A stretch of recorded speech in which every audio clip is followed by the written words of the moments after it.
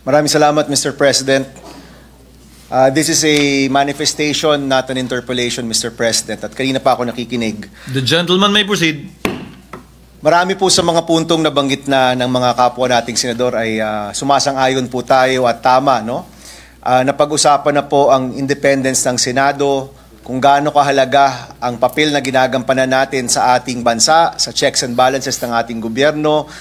At alam rin naman po ng mga kasama natin na sa caucus, sinabi ko rin po na ang posisyon ko ay dapat mag-convene ang impeachment court at doon magdesisyon kung ano ang mga susunod na hakbang pagdating po sa impeachment case. No? That's known to everyone. I've said that in the media. Mr. President, in our history, nagkaroon po ng mga panahon na ang Senado ay nag-assert ng kanyang independence bilang isang co-equal branch of government. Nangyari po yan many times. I remember in the 90s, kahit po ang executive, at that time, President Cory Aquino, nagnais na manatili ang US bases dito sa ating bansa. Yung Senado, nanindigan. Kahit puro kaalyado, kahit puro kakampi at kamag-anak nasa Senado, nag-decide pa rin yung Senate to assert its independence and to do away with the US bases.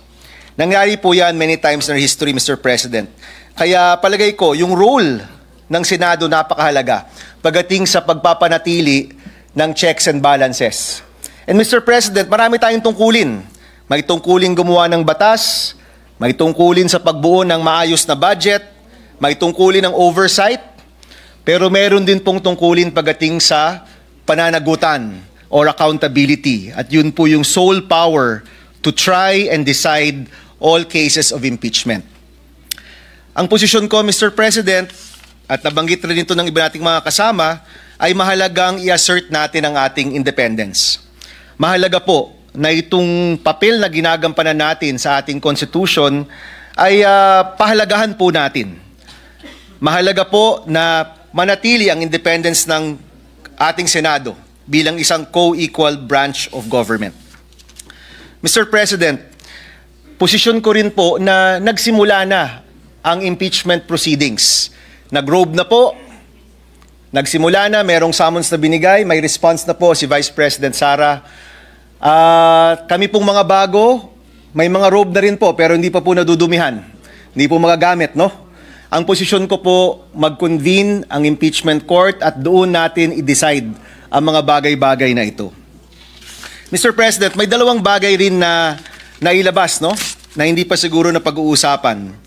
Let me read, Mr. President, Article 9, Section 3 of our Constitution, Accountability of Public Officers. In case the verified complaint or resolution of impeachment is filed by at least 1/3 of all members of the House, the same shall constitute the articles of impeachment and trial by the Senate shall forthwith proceed. Wala pong dagdag po dito, no? Dito po sa gallery, kasama ho natin dalawang framers of our Constitution. Nandito po si Professor Ed Garcia at si former Chairperson Christian Munsod. Kanina po, nagbubulungan kami. Sabi ko, nung ginawa nyo to, bakit parang ganun kasimple? Simpleng-simple lang, ito lang. At sabi nga po nila, noon daw, 1/2, 2/3, binabato 1/2 sa deliberation, nag-end up sa 1/3. At yung desisyon ay dahil sa kabilisan. Dahil mahalaga daw na mabilis. Pag may 1/3 members of the House ang pipirma, mabilis na pupunta po sa Senado. At ito po, tinatanong ko sa kanila, dahil sila po yung nagbuo ng ating Constitution. You know, many times, Mr. President, umiikot tayo sa ating bansa. I-bring up ko lang po yung free college law, no? Marami ko sa atin dito nagtulungan para sa batas na yan. Meron kaming nakausap na eskwelahan. Ini-explain sa akin yung opt-out provision. Kung paano sila nag-charge ng mga estudyante dahil sa opt-out provision. At sabi ko sa kanila, mali. Mali ang interpretasyon ninyo. Yung interpretasyon ninyo, wala yan sa aming intensyon. Ang intensyon po namin, libre ang kolehiyo sa mga kabataan.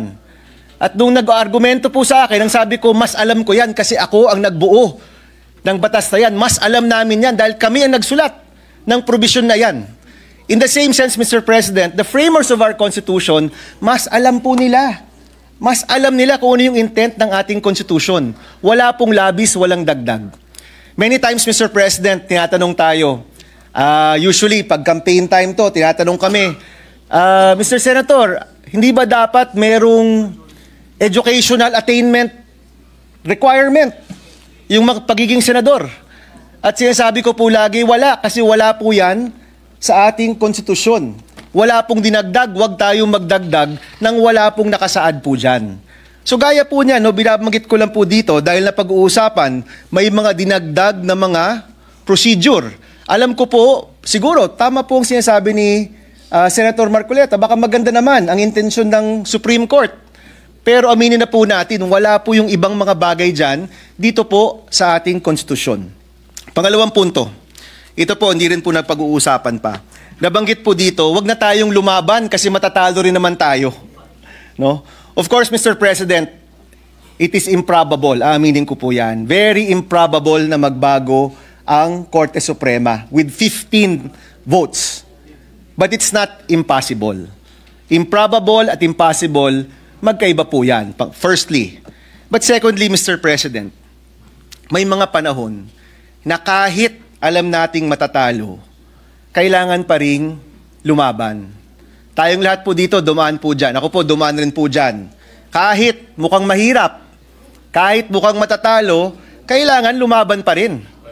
Tumayo tayo sa sarili nating paa, mag-assert tayo ng ating independence, ipahiwatig natin yung ating saloobin bilang isang grupo, ipakita ho natin na co-equal branch of government tayo, na meron tayong punto de vista, at kahit matatalo, kahit sa kaduluduluan ng lahat, rerespetuhan rin naman natin ang Supreme Court, mahalaga na mailagay pa rin kung ano ang nasa saloobin ng ating grupo.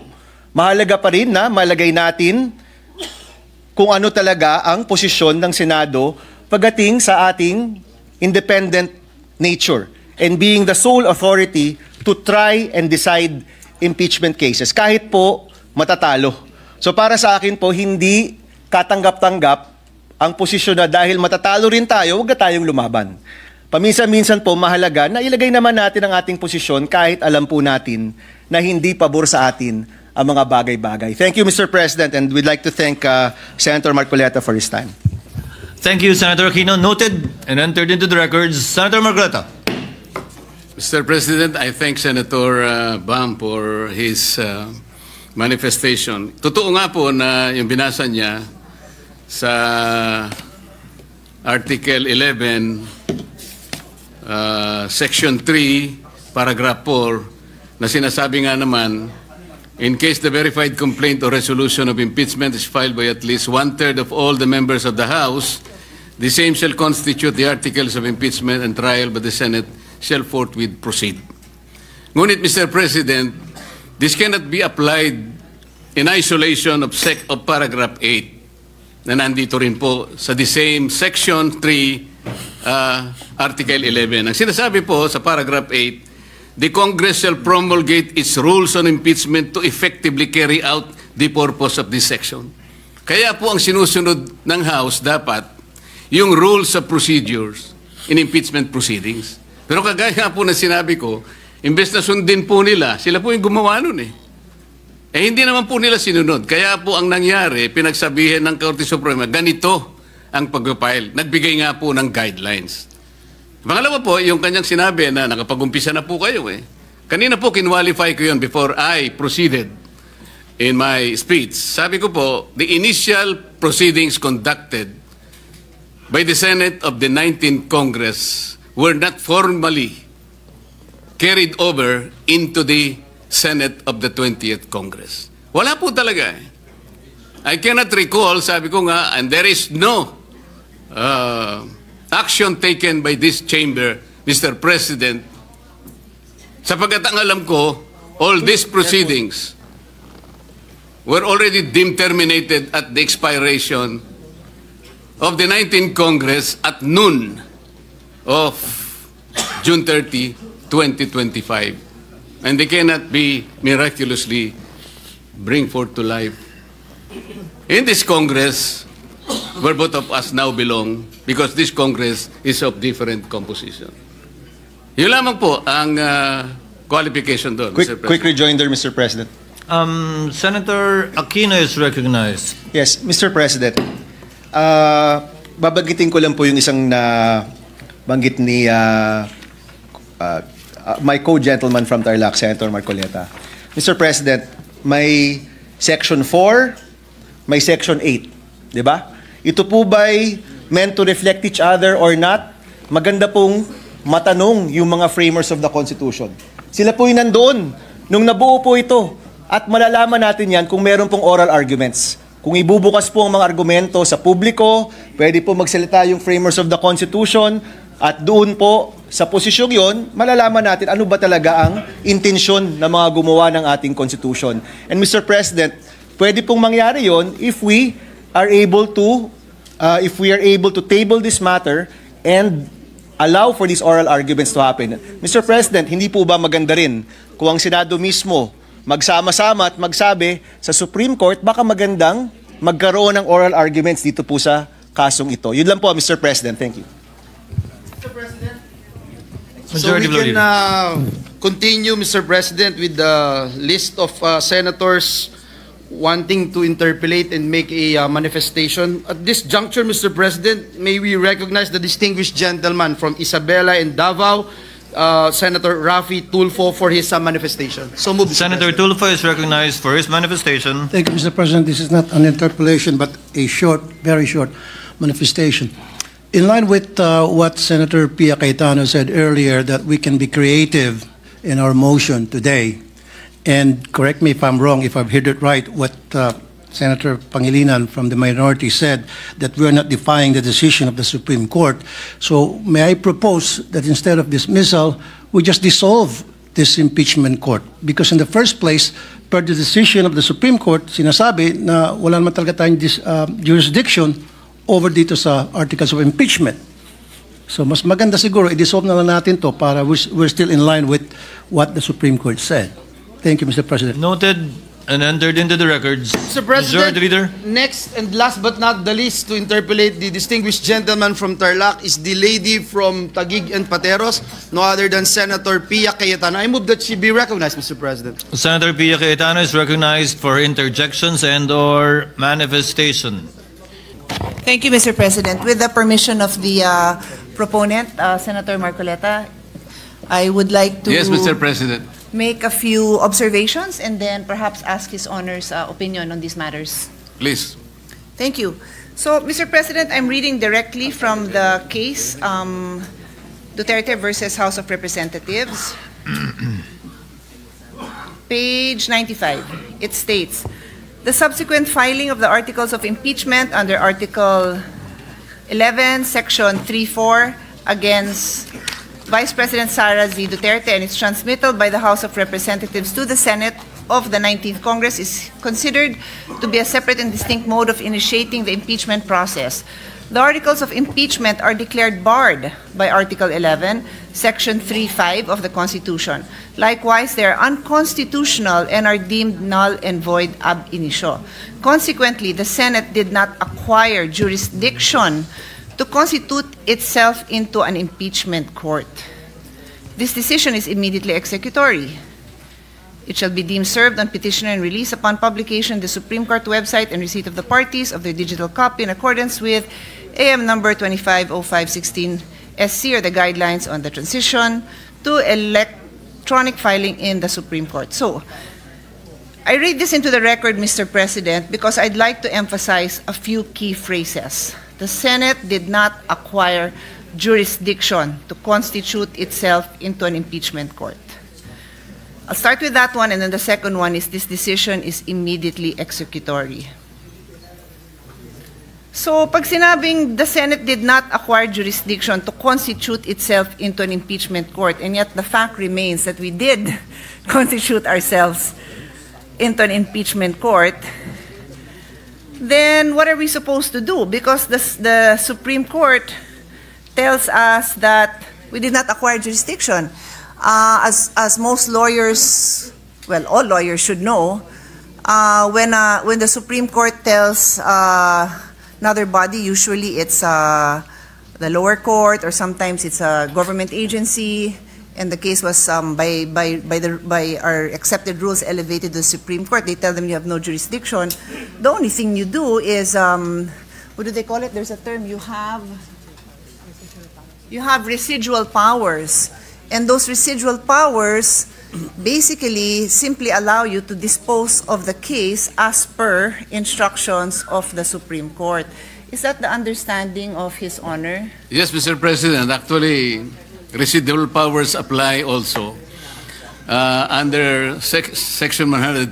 Yun po yung sinasabi ko kanina. Hindi ko po sinabi kanina na I am invoking that because the rules of court are there. Hindi po yun. Kasi legislative department po ang sinabi ko doon. Kasi wala pong applicable rules eh. Pwede po yun, ma'am, Mr. President. Kasi ang akin po, and I've tried all my life to be a dutiful citizen, and Alan knows I was a good daughter, a better daughter than he was a son, in terms of following our father's rules. Pag sinabing, hindi mo pwedeng gawin yan, wala kang karapatan na gawin yan, hindi ko gagawin yon. At kung ginawa ko yon, babawiin ko. Kasi nga sinabi sa akin na wala akong karapatan na gawin yon. So, yun ho ang iniintindi ko. I am one of 5, tama bang bilang ko, 5 lawyers here in the Senate. And I'm trying to do my job as a senator and as a lawyer. I am trying to listen carefully to our colleagues who have expressed their desire to constitute ourselves as an impeachment court, but I do not know how we can legally do that when the Supreme Court tells us we did not acquire jurisdiction to constitute ourselves into an impeachment court. We did not acquire it then, and we do not acquire it now. So how would we do that? And those of you who've worked with me know how hard I work to find a solution.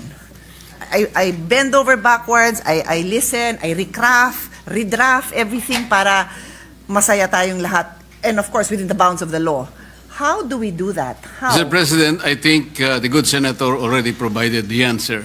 By using the Senate's residual power, kung titignan po niyo yung definition ng residual power, hindi po talaga nakasulat yung power per se. Ngunit inherent sa opisina yon, kaya tinawag pong residual power. Nung sabihin po ng Korte Suprema, this is immediately executory, wala pong ibang departamento, walang ibang opisina ang tinitingnan niya kung tayo lamang. Kung hindi tayo gagalaw, wala pong iba na gagalaw. At mananatili pong nakahang ang isyong ito, Mr. President.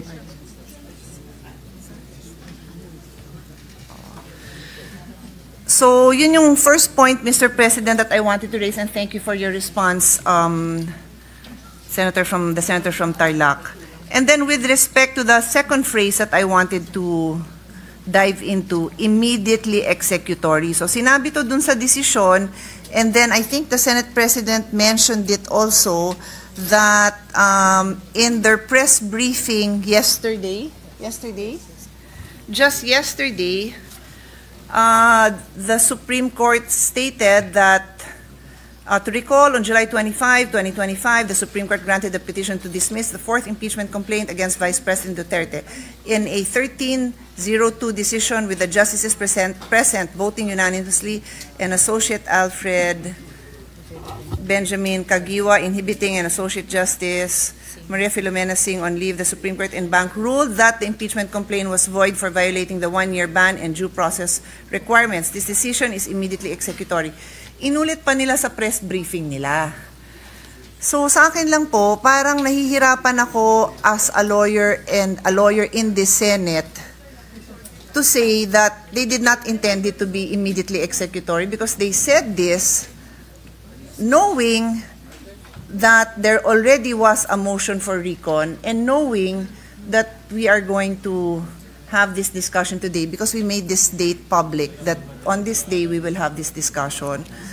So again, I'm trying hard to see how, other than disposing of the case using our residual powers following the instructions of the Supreme Court, we can further debate this issue.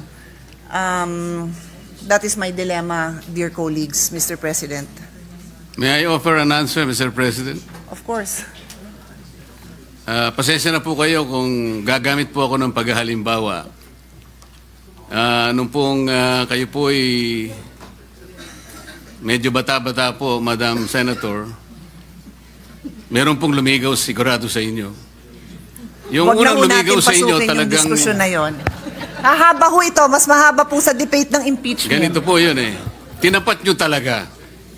Ayaw nyo magtagal pa yun eh. At tama naman po yung ginawa ninyo. Ipinakita nyo sa kanya, pinaramdam nyo sa kanya talagang wala siyang maasahan. Kesa mapagod pa siya. Sino ho Pero ang yun? sabi niya sa inyo, ang sabi po niya sa inyo, pwede bang ako'y kahit papano'y dadalaw-dalaw pa rin? Parang nag-MR.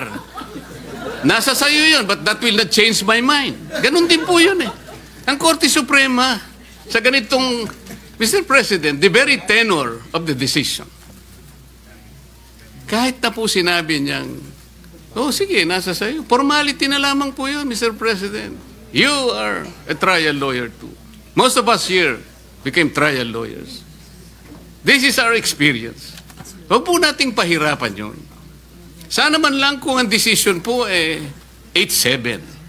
Yun po pwede nating pagtalunan po eh. Wala po talaga eh, Mr. President. If I may, Mr. President, and I think that was a good analogy. Thank you for that. Napaisip niyo ho ako doon.